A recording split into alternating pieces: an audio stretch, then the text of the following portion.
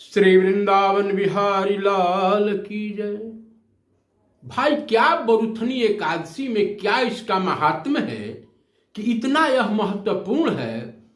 अगर हम इस एकादशी को अगर हम उपवास नहीं करते हैं, पूरा एकादशी 24 नहीं उपवास करते हैं, तो यह वैशाख मास में 2 एकादशी, कृष्ण पक्ष की और शुक्ल पक्ष की, कृष्ण पक्ष की बरुथनी एकादशी और मोहिनी एकादशी शुक्ल पक्ष की, अगर यह हम व्रत कर लेते हैं तो उसका पुण्य का प्रताप कितना है। सभी एकादशी के व्रत का पुण्य फल इसी में प्राप्त हो जाता है। आज इस कथा में मैं बताने जा रहा हूं। और एकादशी का तिथि सब कही, तिथि कब है और पारण हमको कब करना चाहिए, बिल्कुल शास्त्रीय प्रमाणों के साथ मैं आपको बताने जा रहा हूं। ध्यान दे करके सुनिए। हमारा रविंद्र पांडे नाम का चैनल है। इस कथा को सुनने से हजारों गोदान का फल मिलता है। आइए हम सुनते हैं इस महात्म को कि ये महात्म जो है क्या। तो श्री वृंदावन बिहारी लाल की जय। आ गया आपको वैशाख कृष्ण पक्ष की बरुथनी एकादशी। भगवान बोल रहे हैं कि हे पांडुनंदन, बरुथनी एकादशी की महात्म क्या है वह सुनो ध्यान दे करके। बरुथनी एकादशी का व्रत बहुत लोगों ने किया, राजा मंधाता ने किया, अनेकों लोगों ने धुंधुमार ने किया और उन्होंने मोक्ष की प्राप्ति कर ली। राजाओं ने इस एकादशी के व्रत को करके मुक्ति को प्राप्त किया। और इसका महत्व अब जानिए। अनेक प्रकार की तपस्या हजारों लाखों वर्ष करने पर वह फल प्राप्त नहीं होता जो इस वैशाख कृष्ण पक्ष की एकादशी व्रत से प्राप्त हो जाता है। खुद स्वयं वासुदेव नंदन अपने मुख से बोल रहे हैं।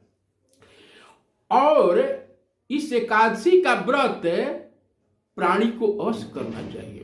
सूर्य ग्रहण में कुरुक्षेत्र में विधिवत जो स्नान पूजन करके 100 बार सोना दान करने से जो फल मिलता है, अब देखिए किस पुण्य का कितना फल प्राप्त होता है।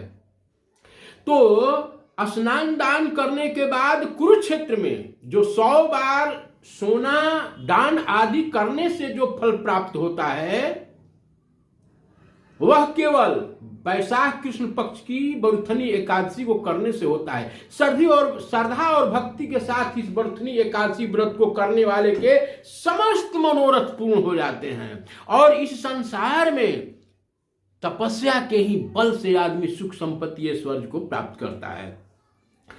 तो और अंत काल में वह क्या होता है, स्वर्ग को सुख को पाता है। तो देखिए अब दान की महत्व देखिए क्या है। गज दान, गज माने हाथी होता है। गज दान महान पुण्य को देने वाला है और पाप एवं संताप को नाश करने वाला है। लेकिन उससे भी अश्वदान भी पुण्यप्रद है, लेकिन गज के समान के नहीं, बुद्ध घोड़ा के समान है। पर भूमि दान का पुण्य बहुत महान है। भूमि दान आप करते हैं, उसकी तुलना में अश्वदान और गज दान एकदम तुच्छ है। भूमि दान से भी अधिक पुण्य जानते हैं क्या मिलता है, यह तिल दान से। यह तिल जो है डायरेक्ट भगवान विष्णु के शरीर से उत्पन्न हुई है। इसमें एक उत्पन्ना एकादशी भी है जिसमें उसमें तिल जो है प्रकट हुआ था। तो तिल दान से अधिक सोना दान में है। तिल दान से भी अधिक सोना दान में है। सुवर्ण दान से भी अधिक पुण्य, सोना से भी अधिक पुण्य है जो अन्न दान में है। यह जो है प्राणों को पोषण करता है। अन्नदान महादान, अक्षय फल को देने वाला, इससे समान पुण्य संचय करने वाला कोई यदि दान नहीं है। और भूमि ही माता स्वरूप है। यही सब पदार्थों को उत्पन्न कर जगत का पालन, और यही देवता दैत्य यक्ष गंधर्व एवं मनुष्यों को पालने वाली है। तथापि इससे भी अधिक और महान पुण्य अन्नदान में है। क्योंकि इससे भूखी आत्मा संतुष्ट हो आशीर्वाद देती है। यह दान यद्यपि पृथ्वी पर सर्वोपरि है, तथापि कन्यादान इससे भी अधिक पुण्यप्रद और मनोरथ को पूर्ण करने वाला है। मगर अन्नदान और कन्यादान से भी श्रेष्ठ क्या है? तो विद्यादान है।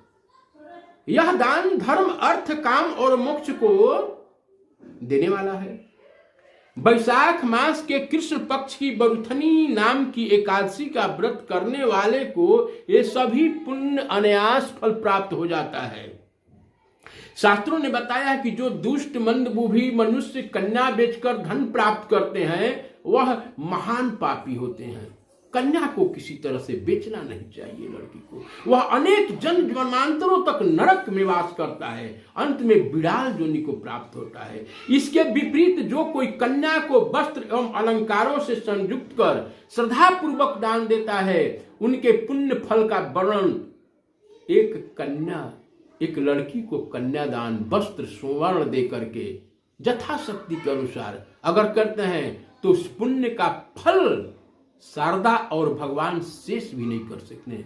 कन्यादान सबसे उत्तम दान है। लेकिन व्रत करने वाले और कर सकते हैं।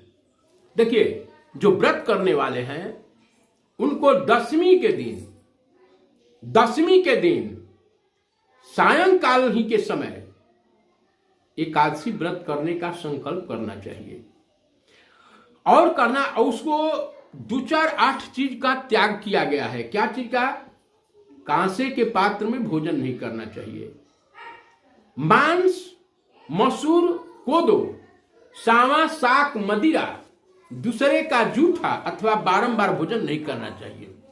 दशमी के दिन शुद्ध जो है अन्न ग्रहण करके और सोने से पहले मुंह धो करके इस व्रत को करना चाहिए। साथ ही साथ मन ही मन एकाग्रचित हो शांति पूर्वक रहना चाहिए। एकादशी के दिन प्रातः काल नित्य कर्मों से निवृत्त होकर के भगवान का पूजन भजन करना चाहिए। किसी प्रकार के बुरा भाव को मन में नहीं आने देना चाहिए और जुआ, चोरी, झूठ बोलना, मैथुन इत्यादि नहीं करना चाहिए। शांति से सात्विक बुद्धि धारण करके भगवान का भजन करना चाहिए। श्रीमन नारायण नारायण नारायण। और दिन एवं रात किसी भी समय निद्रा के वशीभूत न होकर के जागरण करके भगवान के सामने नृत्य गीत आदि करना चाहिए। भगवान की आराधना एवं पूजा करना चाहिए। इस प्रकार बरुथनी एकादशी का व्रत करने वाले को सभी पुण्यों की प्राप्ति और सभी पाप नष्ट हो जाते हैं। इस कथा को जो पढ़ने वाले हैं और सुनने वाले हैं, इसको मात्र सुन लेने से 1000 गौदान का फल प्राप्त होता है और अंत में विष्णु लोक की प्राप्ति होती है। प्रेम से बोलिए श्री वृंदावन बिहारी लाल की जय। अब मैं बरुथनी एकादशी कब है उसको बताने जा रहा हूं। बिल्कुल ऋषिकेश पंचांग से प्रमाणित है। तो बरुथनी एकादशी 13 अप्रैल को आपको व्रत करना है। 9:30 पर एकादशी तिथि समाप्त हो जाने से यह उदया तिथि में यही व्रत किया जाएगा। अब पारण देखिए, अब द्वादशी तिथि पारण जो है 14 अप्रैल को यानी कि 9:05 तक यह जो है द्वादशी तिथि है। तो आप 14 अप्रैल को सूर्योदय के बाद 8 बजे तक पारण कर लीजिए। भगवान को चरणोदक मिश्रित जो है गंगा जल से चावल का अन्न लगा करके इस पारण को, इस व्रत को समापन करें। प्रेम से बोलिए श्री वृंदावन बिहारी लाल की जय।